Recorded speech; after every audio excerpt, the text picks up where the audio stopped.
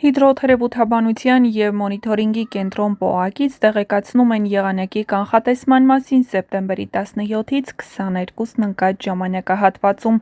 Երևանում սեպտեմբերի 17-ի ցերեկը 20-ին և 22-ին սպասվում է առանց ձեղումների եղանակ։ Սեպտեմբերի 18-ի երեկոյան 21-ի ցերեկը քաղաքի առանձին հատվածներում հնարավոր է կարճատև անձրև և ամպրոպ։ Սեպտեմբերի 19-ին սպասվում է անձրև և ամպրոպ։